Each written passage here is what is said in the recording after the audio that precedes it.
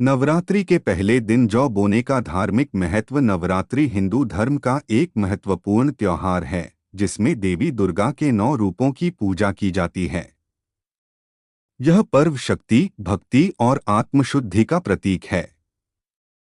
नवरात्रि के दौरान कई धार्मिक रीति रिवाज और परंपराएं निभाई जाती हैं, जिनमें से एक प्रमुख परंपरा जौ बोने की है।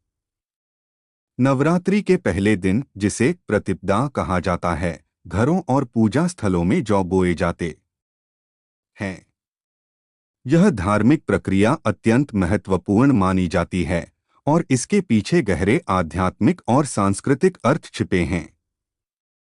जौ बोने की परंपरा और प्रक्रिया। नवरात्रि के पहले दिन एक पात्र या मिट्टी के बर्तन में स्वच्छ मिट्टी डालकर उसमें जौ के बीज बोए जाते हैं। इसे देवी दुर्गा का प्रतीक माना जाता है और इसे कलश स्थापना के साथ जोड़ा जाता है। कलश स्थापना में एक कलश पानी से भरा हुआ पात्र में नारियल और आम के पत्ते रखकर उसे देवी के प्रतीक के रूप में पूजा जाता है। जौ बोने का कार्य इसी कलश के पास किया जाता है। यह परंपरा न केवल आध्यात्मिक बल्कि प्रकृति से भी जुड़ी हुई है, क्योंकि यह कृषि और उपज की प्राचीन भारतीय मान्यताओं से संबंधित है। जौ बोने का धार्मिक महत्व। जौ बोने की परंपरा का गहरा धार्मिक और आध्यात्मिक महत्व है। इसे शक्ति और समृद्धि का प्रतीक माना जाता है। नवरात्रि के दौरान जौ का अंकुरण नई ऊर्जा और जीवन के आगमन का प्रतीक है। इसका अर्थ यह भी है कि जैसे जौ की फसल उगती है, वैसे ही हमारी भक्ति और संकल्पना भी समय के साथ बढ़नी चाहिए। एक, प्रकृति और उपज की प्रतीकात्मकता। प्राचीन समय से जौ को उपज और समृद्धि का प्रतीक माना जाता है।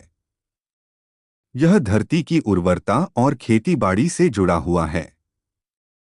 जौ बोने का कार्य यह दर्शाता है कि मानव जीवन का आधार प्रकृति है और हमें प्रकृति की पूजा करनी चाहिए ताकि वह हमें समृद्धि प्रदान करे।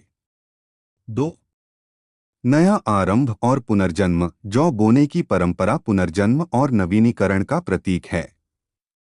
नवरात्रि के दौरान बोए गए जौ के अंकुरण से यह संदेश मिलता है कि जैसे बीज अंकुरित होकर नया जीवन धारण करता है, वैसे ही भक्त अपने जीवन में नई ऊर्जा और सकारात्मकता का संचार करें। 3, आध्यात्मिक शुद्धि। नवरात्रि आत्मशुद्धि और आत्मावलोकन का समय होता है।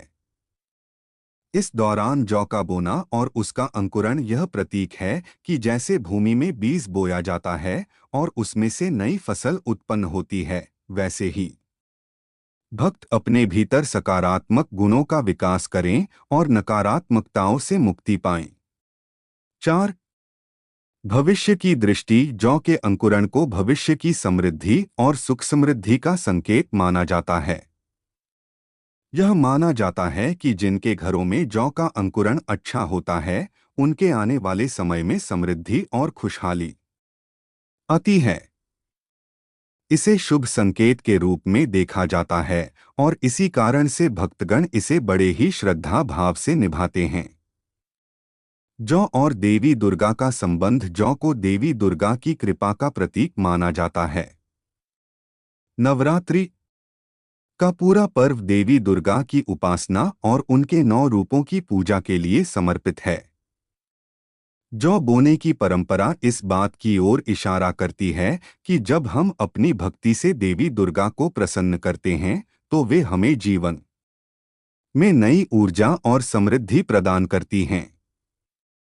देवी दुर्गा को धरती माता के रूप में भी माना जाता है और जौ बोने का कार्य धरती की उर्वरता और देवी की कृपा के प्रतीक के रूप में देखा जाता है। वैज्ञानिक दृष्टिकोण। जौ बोने की परंपरा के पीछे एक वैज्ञानिक पहलू भी है। नवरात्रि का समय कृषि दृष्टि से महत्वपूर्ण होता है, क्योंकि यह फसल कटाई और नई फसल की बुआई का समय होता है। जौ बोने की प्रक्रिया कृषि से जुड़ी है, जिससे यह संकेत मिलता है कि हमारे पूर्वज प्रकृति और कृषि से गहराई से जुड़े हुए थे। इस समय बोए गए जौ के अंकुरण से यह पता चलता है कि मिट्टी कितनी उर्वर है और आने वाले समय में खेती की दृष्टि से कौन से मौसम बेहतर रहेंगे। नवरात्रि और शक्ति साधना। नवरात्रि शक्ति साधना का समय है, जब देवी दुर्गा की आराधना की जाती है।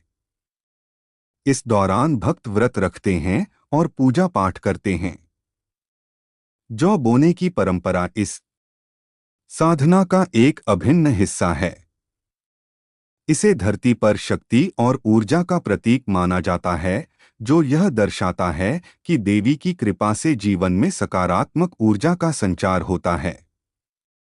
निष्कर्ष, नवरात्रि के पहले दिन जौ बोने की परंपरा गहरे धार्मिक, सांस्कृतिक और आध्यात्मिक महत्व से भरी हुई है।